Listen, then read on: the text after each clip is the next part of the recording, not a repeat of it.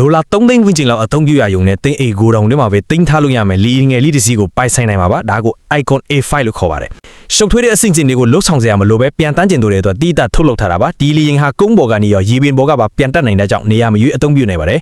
ပြန်တက်ဖို့အတွက်820ဘီဝန်းကျင်လောက်ပဲလိုအပ်ပြီးမစ်ကင်ဘင်ကတရလဲဒါမှမဟုတ်ရေပင်ပေါ်ကနေဖြစ်ပြီးအဆင်ပြေပြန်တက်နိုင်ပါတယ်သူ့ရအတောင်ပန်တွေကိုစက္ကန့်90အတွင်းမှာခောက်သိမ်းလိုက်လို့ရပြီး SUV ကားတစ်စီးစာလောက်ပဲရှိပါတော့တယ်ဒါကြောင့်လေးစိတ်သွားစရာမလိုပဲတင်းအိမ်ကိုတောင်ထဲမှာတင်းထားနိုင်တယ်လို့ကားနောက်သွဲရည်နဲ့လဲတည်သွားနိုင်ပါတယ်ရာသီဥတုအခြေအနေသာကောင်းမယ်ဆိုရင်တင်ကိုယ်တိုင်ပဲအချိန်မရွေးပြန်တက်နိုင်မှာပါလေမောင်းခန်းကလည်းကားတစ်စီးလိုပဲရိုးရှင်းပြီးခလုတ်ကလေးစကရင်ဒီပါဝင်ပါတယ်အပေါ်ကအမိုးကိုဖွင့်ထားလို့ရတာကြောင့်လေထဲမှာပြန်တက်နေရင် comfortable ကားစီးတာတလို့မျိုးလက်ဆက်တဲ့လီကိုခံစားရမှာပါ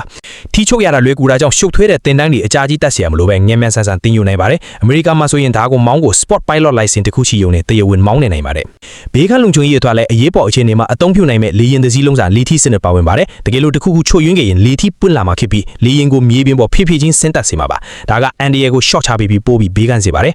ဒီလေယာဉ်ကိုကယ်လီဖိုးနီးယားမှာထုတ်လုပ်တာဖြစ်ပြီးဖလော်ရီဒါနဲ့မိုင်ယာမီကမ်းရိုးကမ်းတစ်လျှောက်မှာပြန်တန်းခဲ့ပြီးဖြစ်ပါတယ်လူတော်တော်များများကသူ့ရဲ့ပြန်တန်းမှုအတွေ့အကြုံကြောင့်ပြန်တန်းနိုင်တဲ့ jet ski လို့တောင်ခေါ်ကြပါတယ်မောင်းနေရတာချော့မွေ့ပြီး helicopter ထက်ဆိုင်ပိုပြီးစိတ်လှရှားဖို့ကောင်းပါတယ်ဒီတော့မေးစရာရှိတာကတက်မှာဒေါ်လာ2 သိန်းရှိမယ်ဆိုရင်ဇင်လန်ကားတစ်စီးကိုရွေးမလားအမဒါမှမဟုတ်နေရာမရွေးပြန်တန်းနိုင်တဲ့ဒီလေယာဉ်လေးကိုပဲရွေးမလားအနာဂတ်မှာချမ်းသာပြီးလေယာဉ်တွေကားတွေပိုင်ဆိုင်ပါစေလို့ဆုတောင်းပေးပါတယ်ဗျာ